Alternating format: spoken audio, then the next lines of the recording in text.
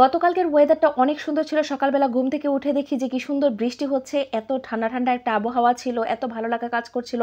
কারণ অনেক বেশি ভ্যাপসা গরম পড়েছে কয়েকদিন যাবৎ। সেজন্য কিন্তু মানে আর ভালো লাগছিল না। তো প্রতিদিনই আমাদের এখানে না দেখা যাচ্ছে কি একটু না একটু বৃষ্টি হচ্ছে দিনের বেলা। একবার হলেও হচ্ছে। তো এদিকে পাস্তা আর হচ্ছে দুধ চা করে নিচ্ছিলাম সকালবেলার নাস্তাটা। কারণ ছেলের স্কুলে যেতে হবে। খুব একটা প্যারা নেইনি রান্নার আসলে।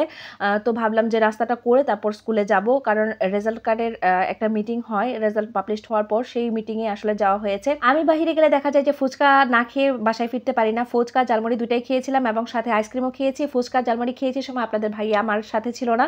কারণ সে একটু অন্য কাজে গিয়েছিল। তো তার জন্য অপেক্ষা করছিলাম কখন আইসক্রিম খাবো। সে আসলেই খাবো ভেবেছি। তো ৩ জনে মিলে আইসক্রিম খেয়ে নিলাম। ৩ জনে ৩ রকম আইসক্রিম খেয়েছি। আমার তো গরমের মাঝে বসে আইসক্রিম খেতে এত বেশি ভালো লাগা কাজ করে। কিন্তু আমার যেহেতু ঠান্ডার প্রবলেম আছে, ছেলেরও ঠান্ডার প্রবলেম আছে। পরবর্তীতে আমাদেরকে সাফার করতে হয়। আর এই বানটা তৈরি করেছিলাম। ভিতরে ক্রিম দিয়েছিলাম। আসলে এটার রেসিপিটা নেওয়া হয়নি কারণ আমি অনেক বেশি তাড়াহুড়োর মধ্যে ছিলাম যে ভিডিও করব সেটারও সুযোগ পাইনি। তো পরবর্তীতে কোনো একদিন এটার রেসিপি আপনাদের সাথে শেয়ার করব ইনশাল্লাহ। তো এইদিকে একটু হচ্ছে চায়ের সাথে আমি বানটা খেয়ে নিচ্ছি। আর আমি কিন্তু এখন ডায়েটে আছি। তারপরেও দেখেন এত মজার খাবার কি মিস করা যায় বলেন? দুধ চাও মিস করা যায় না, প্লাস হচ্ছে এরকম মজার বান আসলে মিস করা যায় না। নিজের হাতে তৈরি করা।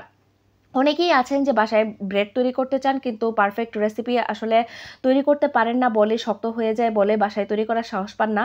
আমি পরবর্তীতে কোনো একদিন আপনাদের সাথে একটা ব্রেডের রেসিপি শেয়ার করব। যাই হোক, তো বাসায় ফিরে দেখা গিয়েছে কি যে টুকিটাকি রান্না করার যে একটা প্যারা থাকে সেই প্যারাটা আসলে নিতে চাইনি। আপনাদের ভাইয়া বলল খুবই হালকা পাতলা কিছু করো। তো আমি একটু ভর্তা করে নিচ্ছি। এখানে কাঁকরোল ভর্তা করব আর হচ্ছে ডিম ভর্তা আর শুকনো মরিচ ভর্তা। শুকনো মরিচ ভর্তাটা আমাদের কাছে খুবই ভালো লাগে। পেঁয়াজ মরিচ দিয়ে শুকনো মরিচ দিয়ে ভর্তা করলে। আর কাঁকরোল ভর্তাটাও কিন্তু খেতে অনেক বেশি মজা।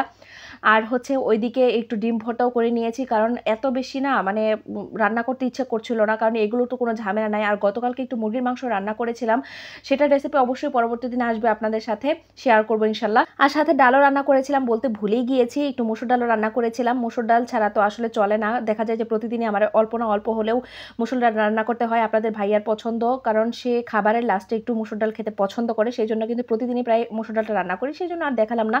তো এই দিক দিয়ে আরও আপনাদের ভাইয়া ভর্তাগুলো করে নিচ্ছিল। আমি যেহেতু ভর্তাগুলো করতে পারি না, তার কষ্ট হলেও সে করে দেয়, কারণ হচ্ছে আমার হাত প্রচুর জ্বলে। পরবর্তীতে অন্য কোনো কাজ করতে পারি না, সেই জন্য কিন্তু আমাকে হেল্প করার চেষ্টা করে।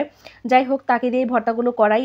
অনেক পেঁচাল পারে আসলে ভর্তা করার সময় যে আমার হাত জ্বলে, আমার হাত জ্বলে, কিন্তু কিছু করার নেই, আমার তার থেকে বেশি জ্বলে। এই ভর্তাটা খেতে যে এত বেশি মজা, আর এটা হলে কিন্তু অনেক বেশি ভাত খাওয়া পড়ে যায়। আমি যদিও বলি যে এত মজার মজার খাবার রান্না করব না, রান্না করলে আমার খাওয়া পড়ে যায় এবং পরবর্তীতে দেখা যায় যে আমার ওয়েট লস তো দূরের কথা, আর ওয়েট গেইন করবো আসলে।